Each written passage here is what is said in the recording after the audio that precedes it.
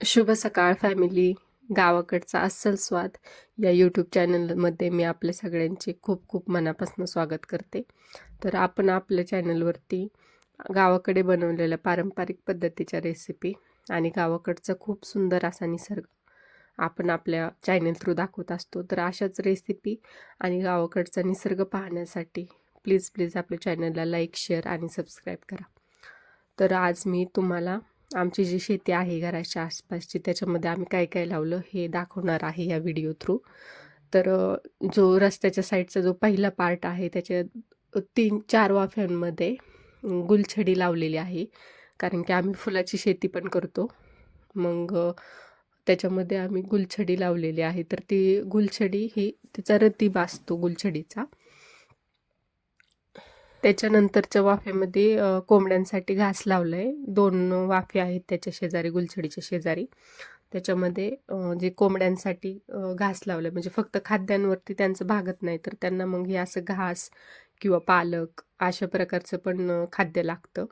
मग त्यांना जर सगळेच न्यूट्रिशन भेटले तर मग ते व्यवस्थित ग्रो होतात. तर आधी ही पूर्ण जी शेती होती ह्याच्यामध्ये आम्ही शेवगा लावला होता. तर तो शेवगा कट केला आहे.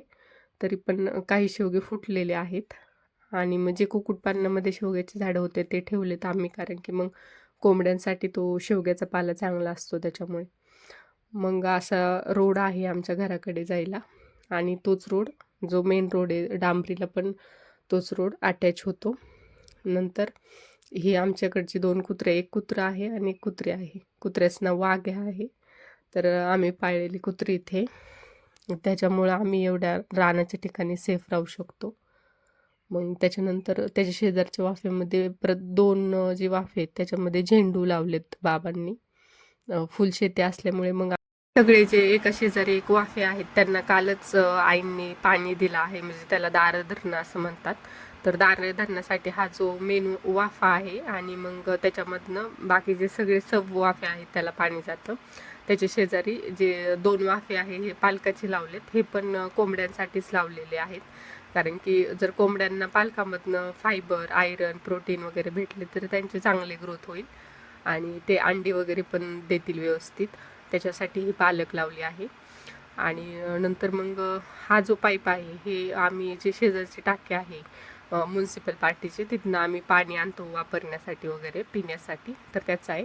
त्याच्यानंतर मग शेजारी हे जे गोट असतात कांद्याचे, म्हणजे बियासाठी कांदे, पूर्ण जे अख्खे कांदे ते लावले जातात.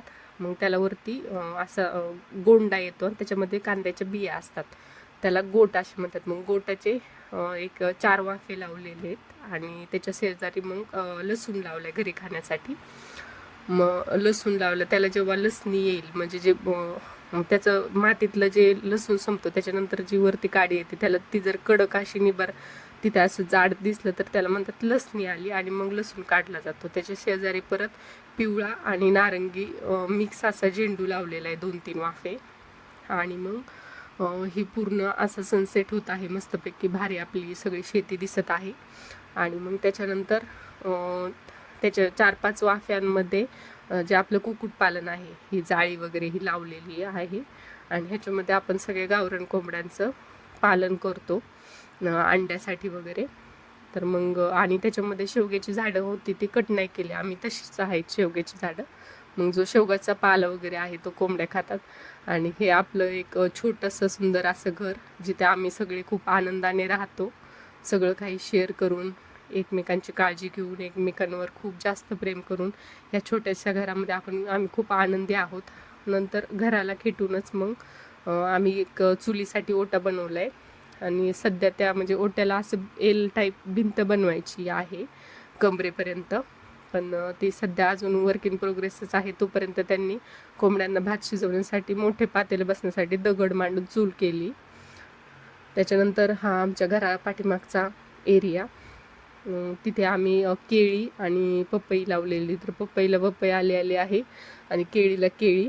त्याच्यानंतर हे डाळिंब आहे आणि डाळिंबामध्ये म्हणजे 2 वर्षानंतर डाळिंबाला फळं लागतं, तर तोपर्यंत आपण त्याच्यामध्ये बाकीची शेती करू शकतो. म्हणून मग ते मध्ये फुलं लावलेली आहेत. पण आता फळं धरायची आहेत ह्या डाळिंबाची, ह्याला फुलं पण आलेली आहेत. त्याच्यामुळे आता इथून पुढे त्याच्यामध्ये काही लावायला जमत नाही. फक्त 2 वर्षापर्यंतच आपण त्याच्यामध्ये बाकीचे पिकं वगैरे असं लावू शकतो. तर आधी आम्ही ह्याच्यामध्ये कांदा वगैरे लावलं होतं, कांद्याची रोपं, आणि घरगुती आपला भाजीपाला टाकलं होतं, भेंडी वगैरे, काकडी, वांगी असं. तर ह्याला आता पुढे आपण चाललो आहे. ही जी पहिली बाग आहे ही 2 वर्षाची, आणि त्याच्यानंतर एक वरबा आहेत, आणि त्याच्यानंतरची जी बाग आहे ती 3 वर्षाची. त्याला एकदा आम्ही फळ धरले होते, पण ह्याला अजून फळ धरलेलं नाही आहे. आता ही फर्स्ट टाईम आहे, त्याला आम्ही फळ धरणार आहे. आणि ह्याला ठिबक जे असतं त्याच्यानुसार त्याच्या थ्रू पाणी दिलं जातं, ठिबक, आणि मग ते पूर्ण झाडांच्या मुळापर्यंत जातं आणि झाडांची चांगली ग्रोथ होते मुळापर्यंत गेल्यानंतर.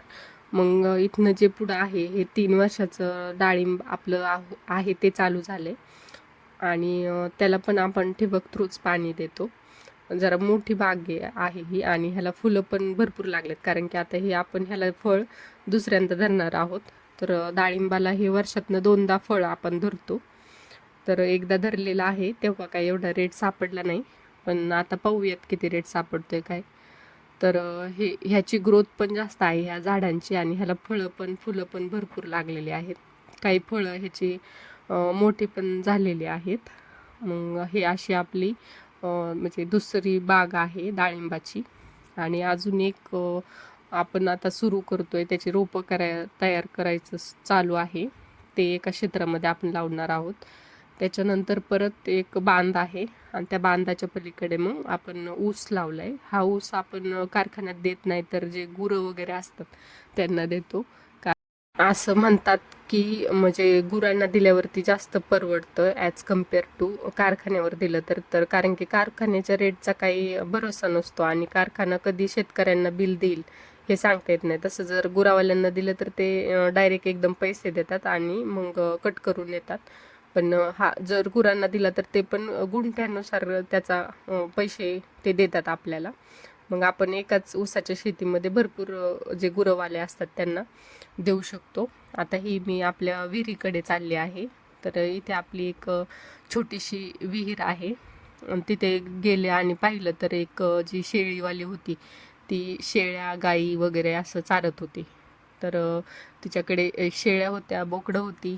ती शेळ्या आणि बोकडं पण आपल्या व्हिडिओमध्ये आलेली आहेत.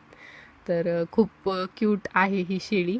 ही कॅमेरा मला पाहिलं की माझ्याकडे आली, आणि मी तिच्या जवळ जायला लागले तशी ती मग मागे जाऊन की पळून गेली माझ्यापासून, लांब पळून गेली, कारण की मी तिच्या ओळखीची नव्हते ना. जर ओळखीची असते तर जवळ आली असते. मी तिला पहिल्यांदाच पाहिली होती. आणि मग ही आता आपली इथनं एक विहीर चालू होते. इथं मोटर चालू बंद करायचा आहे. हा पाईप आहे जो विहिरीमधनं आपण शेतीला पाणी देतो. ही जी विहीर आहे ह्याच्यामध्ये आपलं जे फिल्टर हाऊस आहे त्याचं जे खराब पाणी असतं ते चारी काढून दिलेली तिथनं, आणि ते आपल्या विहिरीमध्ये येतं. ही विहीर 12 महिने अशीच गच्च भरलेली असते, कारण की आपण ते पाणी फिल्टर हाऊसचं आल्यामुळे मग आमच्या इकडे कायम पाणी असतं शेतीला. त्याच्याबद्दल खरंच मी खूप आभारी आहे. आणि ही असं आपली विहीर तंतोतंत भरलेली आहे, आणि पाणी असं बाहेर जात आहे. आणि मग नंतर पाहिलं तर मग तिथे मला गाई दिसली, गावरान गाई. ती आपल्या पिल्लाला दूध पाजत होती. मला ते पाहून खूप भारी वाटलं, आणि म्हटलं यार आता यांना पण आपल्या व्हिडिओमध्ये घेतलंच पाहिजे, आपल्या फॅमिलीला पण दाखवलं पाहिजे, की म्हणजे शक्यतो आता ह्या गावरान गाया पाहायला भेटत नाही, आणि ती मला आज पाहायला भेटली. त्याबद्दल मी खरंच खूप आभारी आहे. ही अशी आपली विहीर आहे, आणि ह्याच्यामध्ये मासे वगैरे पण असतात. कधी कधी आमचे शेजारचे आहेत ते जाळी टाकून मासे पकडून इथनं जाळी टाकतात खाली, आणि मासे पकडून नेत असतात. तर इथनं आपलं फिल्टर हाऊस पण दिसत आहे. खूप सुंदर, मला खूप भारी वाटलं. इथे खूप दिवसांनी आले मी. आणि हा जो वेल आहे, जी वेलाची जी दांडी आहे ती झाप वगैरे तयार करण्यासाठी बनवतात. झाप म्हणजे आधीच्या काळामध्ये, म्हणजे आत्ता पण वापरतात झाप. आपण कोंबड्या डालायला वगैरे, किंवा छोटे करडं शेळ्यांचे डालण्यासाठी जो झाप वापरतात तो झाप. आणि हे जी कच्ची इमली, म्हणजे इमली आपण म्हणायचो, त्याचं झाड आहे. आम्ही लहानपणी खूप खायचो, खूप आवडायचं आम्हाला. असं थोडे आंबट गोड लागते. इथं ही त्या इंग्लिश इमलीचं झाड आहे. त्याच्यानंतर मग घरी जाता जाता मला बोरं दिसले. आता बोरांचं सीझन आहे, खूप भारी होते बोर आंबट गोड. तर थँक्यू सो मच आपला व्हिडिओ शेवटपर्यंत पाहिल्याबद्दल. तुम्ही आपल्या व्हिडिओला खूप आपल्या चॅनलला सपोर्ट करत आहात. असंच सपोर्ट राहू द्या आणि प्लीज आपल्या चॅनलला लाईक शेअर आणि सबस्क्राईब करा. Thank you so much for your support.